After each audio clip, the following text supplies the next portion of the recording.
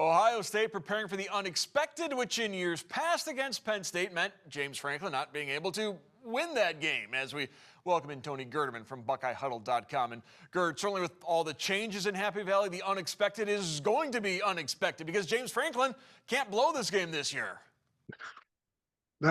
Well, we'll see. Do you remember Fan Man from a couple of decades ago? Who knows? Franklin Fan Man.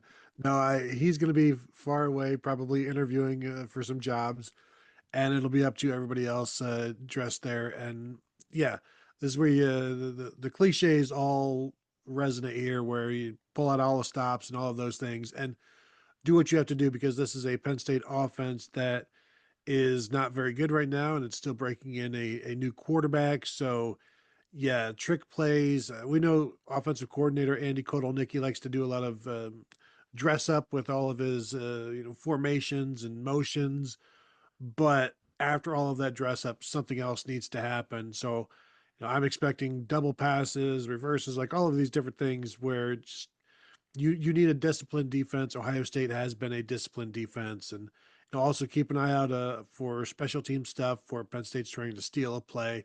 Not unlike what Ohio State deals with against Rutgers every year, every time they play, basically, where, Greg Schiano knows it's not a fair fight going in, so they need to steal some possessions. Quarterback Drew Aller done for the season, so along with losing your head coach, you've lost your starting quarterback. So backup Ethan Grunkenmeyer, who's a Central Ohio native. He knows all about Ohio State. Ryan Day, quite familiar with the new Penn State quarterback. Yeah, scouted him, has seen him in action, and watched him grow over the years. And now the unfortunate thing for him is that Penn State has struggled so far this season, early in the season, that Grunkenmeyer really couldn't get too many snaps and couldn't throw too many passes. I think his most action was against Villanova, which doesn't really prepare you for this game. And so his first legitimate full-time action was against Iowa, his first career start 2 weeks ago. Did not go well, through about 23 or 24 passes for about 80 some yards. And it was a lot of short stuff, east-west stuff. And that's why Penn State interim head coach Terry Smith is imploring the offense to go downfield, north-south, preferably north, I guess, just forward as far as you can and try to pick up some big chunks that way. But, this is a lot to ask for an inexperienced quarterback. Fortunately, they had the off week, they had a bye week. So he did get much more time practicing with the ones and seeing the scout team and all of those things. So what we saw 2 weeks ago may not be what we see this week in terms of a more developed quarterback, a more prepared quarterback, but the results that we see may not show it. During the offseason, one of the narratives was Penn State is going to follow the example of Michigan in 2023, Ohio State in 2024, loading up, bringing back a lot of talent for a national title or bust type of season. Why has this season gone bust for Penn State? Well, frankly, I always thought that was a lazy opinion. And, again, Penn State was the unanimous Big Ten favorite coming in because they did, quote unquote, did what Michigan did and did what Ohio State did. And it's like, well, I mean, it takes a little bit more than that. This is not something where you get in line. I get irrationally upset at. It's like, well, it's your turn. No, there are no turns. Nobody gets a turn. You make your own turns. You have to cut in line. You have to push other people out of line. There's no line for this. And Penn State, I don't know if too many of the people on the team and in the program read all of that stuff and thought it was their turn. And when they found out it wasn't, then they just decided, well, we don't like this anymore. But, these losses have all been close. They've all been painful. That Oregon loss continued to hurt them. When Ohio State lost to Oregon last year, they had a bye week right after that to heal those wounds. When Ohio State lost to Michigan last year, they had time off to heal those wounds. Penn State has not had any time off until now. So I don't, I think the wounds are still there, and you have no starting quarterback with any experience. So this is just a tough situation all around for Penn State, trying to, I don't know, just fight for bowl contention. But how many of those players are going to stick around for a bowl game anyway? Like it's not a great situation. This is where you talk about pride and finishing strong, and the coaches will also couch it in terms of the NFL is watching right now and what everything you're doing. So just keep that in mind. Another reason for that offseason excitement for Penn State was because they hired Jim Knowles away from Ohio State to become their defensive coordinator, paid him a lot of money. Ryan Day had some interesting things to say on Tuesday about Jim Knowles leaving for Happy Valley.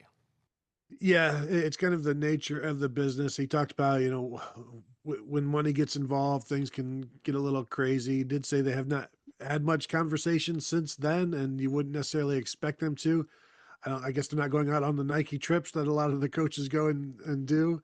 Um, but that all being said, Jim Knowles was the defensive coordinator for a national championship Ohio State football team, and he gave 3 good years to Ohio State. The defense got better every year, and he was a very big part of that national title. So you want to recognize him and acknowledge and respect that portion of it. And now, everybody has moved on, and there are still Ohio State fans that are upset with Jim Knowles. And the thing is, why? Jim Knowles is clearly in a worse position, so you should be happy about that. Ohio State is clearly in a better position, so you should be happy about that. This has worked out very well for Ohio State, so I don't think there's anything for Ohio State fans to be angry about anymore. But it will be interesting to see him back in town, and will he spend any time out on the field, checking in with players or former coaches, or will he just stay in the locker room and stay upstairs in the press box and in the coaching box where he's comfortable? I thought one of the interesting things that Day added was it happens. It's a business. We see this in the NFL all the time. College football is getting more and more like the NFL. You don't try to take it personal, but hey, we're human here. Now, certainly he was grateful for what Knowles did at Ohio State. But, Gerd, how much did Jim Knowles set up Matt Patricia for success with the Silver Bullet defense this season? That's an interesting question because you've got the majority of Jim Knowles' defensive coaching staff still at Ohio State, and Matt Patricia has come in, but he's made changes.